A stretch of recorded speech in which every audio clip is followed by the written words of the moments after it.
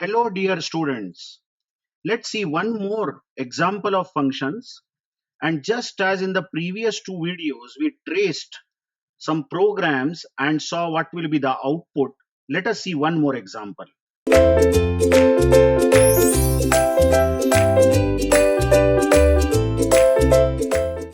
So here one more example of function is given, and you can see that we have a function f1 which has two parameters, int x, int y, and the function is not void, it returns integer.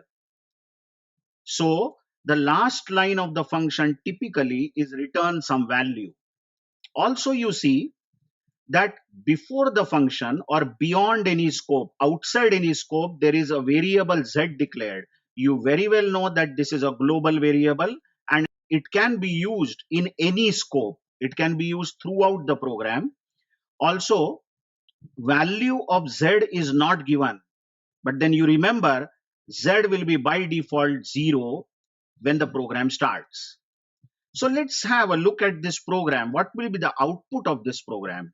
As you all know, we will start tracing the program always from main. So let's see what main does. In main, we are having three variables, x, y, and z. So if you maintain main, main is having x, y, z with values 1, 2, 3. Remember, all the three variables x, y, z are local to the scope. So these are auto variables. But are we missing something? Yes, there is already a variable z. Please try to understand this is a global variable z. So before even main starts, check my word, before even main starts, this z, global z, is declared and it is stored in the memory. So it will be better if you show that there is one more variable z with value 0 and this is a global variable. So there are two occurrences of variable z. One is the global variable and another, as I am encircling, is a local variable of main. Let's look at the next line of main which I am underlining. This is printing x, y, z. So the output, the first output will be 1, 2, 3. I hope you understand that the main is interested in printing z and main has its own z. So recall, it will not print the global z. It won't print 0, but main says that I want to print z and I have z equal to 3. So the output will be x is 1, y is 2, and z is 3. Now have a look at the third line of main which I am underlining. This is clearly called to the function and you read this as z should become equal to the value returned by the function f1, and we are passing value of x and value of y. So value 1 will go in x and value 2 will go in y. So if you start this f1 function, f1 has its own variable x and y called as local parameters, and this x will receive 1 value of x and y will receive 2 value of y. Okay, and when the function begins, as I am underlining the statement, x plus plus y plus plus and z becomes x plus y. Now listen carefully. X plus plus here is x of f1. So x becomes 2. Y becomes 3. But these are the changes made in the local parameter x and y of f1. And check the third line which I am again underlining. Z should become equal to x plus y. Now f1 function says that I don't have my own variable z. But hello, there is a global variable z, isn't it? And f1 says that I can surely use it. So this global variable z, which I am striking out, will become equal to x plus y, which is 2 plus 3, and z will become 5. Now this global variable z will remain 5 till it next changes. Last line of the function is return z. So 5 is returned. And where is the value returned? Yes, you know it very well now. Phi is returned at the call. Here phi is returned. Look how I am scribbling screen. Phi is returned at the call, and this phi will be stored by z, the variable z which is written on the left hand side of the statement. But which z are we talking about? Now we are back in main, remember, and main has its own variable z. So we are not talking about global z now. So z of main, look at the table above, z of main becomes phi. I hope you are understanding. So let me clean a few things. F1 has finished, so variables, parameters of F1 have been destroyed. Okay, and we are back in main, and main says that the value returned by the function F1 was neatly stored in Z.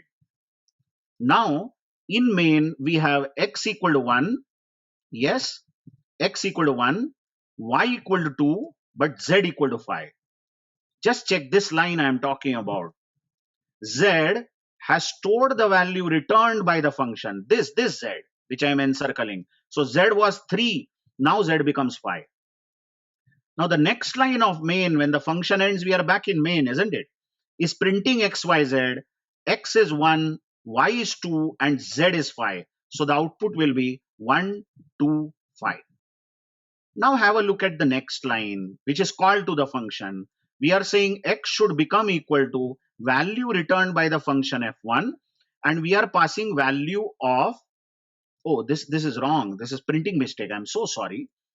Just imagine this is y, okay? This is y. Extremely sorry for this. Okay, we are passing value of y. So y is 2 and z, but z is 5 now. So clearly, when f1 starts, x will become 2, y will become 5. So here is f1, x is equal to 2. Look, x has copied the value of y, correct, of main. And y, the parameter y is equal to 5.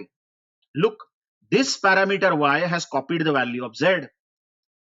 Now when the function starts, x plus plus y plus plus are going to change local x and local y. We are in f1 function. So x will become 3, y will become 6. And then look at the statement I am encircling. Z should become x plus y. Now f1 says I don't have my own z and I don't have any authority to change z of main. The only authority F1 has is to use global z. So it says, okay, I will change the global z again.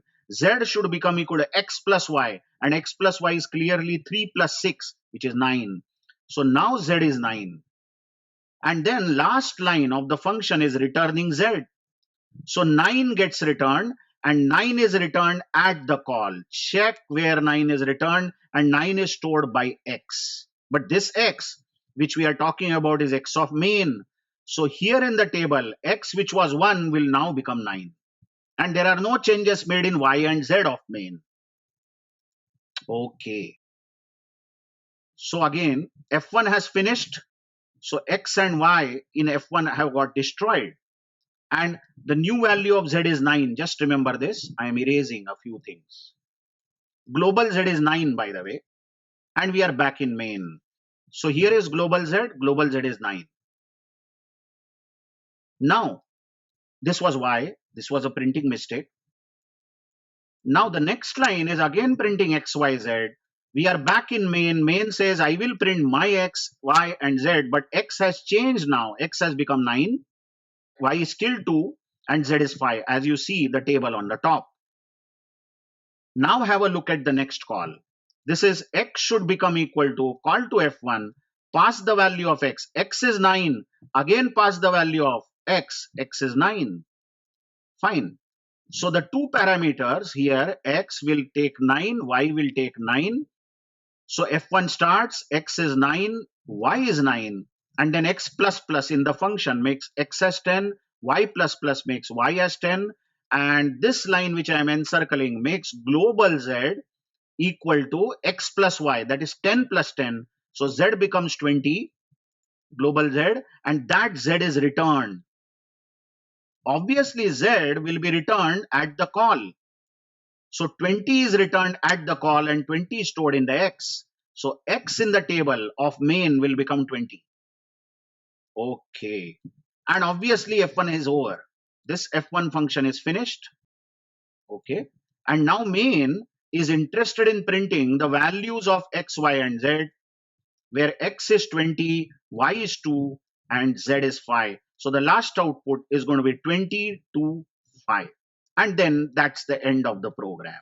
So in this program, we saw how global variable z was used inside F1 function. Because when F1 said, I want Z, F1 doesn't have its own Z, so it shared the global Z. But main did not bother to use global Z because main says, I have my own Z. So wherever Z was referred, this was local Z that was referred by main. So see you in the next video with some more example of function. Thank you very much.